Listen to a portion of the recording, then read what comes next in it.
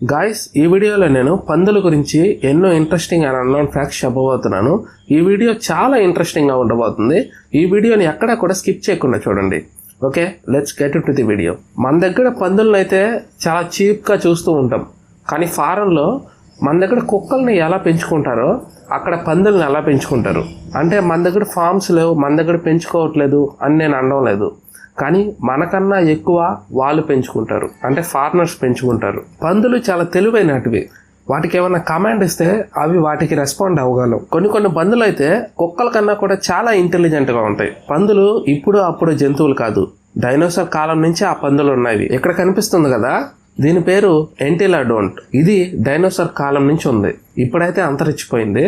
అంతేకాకుండా పందులకి మసాజెస్ అంటే చాలా ఇష్టం. అవి మనలాగా మనుషులు కాదు కదా ఒకరు మసాజ్ చేయడానికి వాటికి, అందుకే వాటికి దాని యొక్క శరీరాన్ని రుద్దుకుంటూ ఉంటాయి. దాని ద్వారా అవి ఆనందాన్ని పొందుతూ ఉంటాయి. అంతేకాకుండా పందులు స్విమ్మింగ్ చేయగలవు.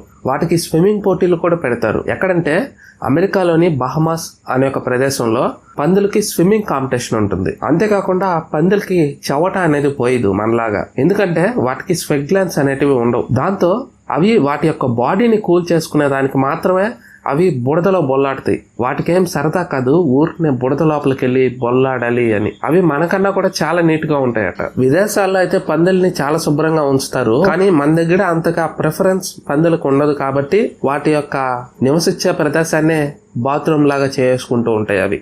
అందుకే ఆ చోట్లకి వెళ్ళాలన్నా కూడా మనకు చాలా కంపరంగా ఉంటుంది. ఈ పందులు అనేవి చాలా అంతు చిక్కని జంతువులు అన్నమాట. ఇంకా ఎన్నో రహస్యాలు పందుల్లో దాగుండే, కానీ అవి బయటికి రాలేదు. ఎనీవే, ఈ వీడియోని మీరు ఇంతవరకు చూసారంటే ఈ వీడియో మీకు నచ్చే ఉంటుంది.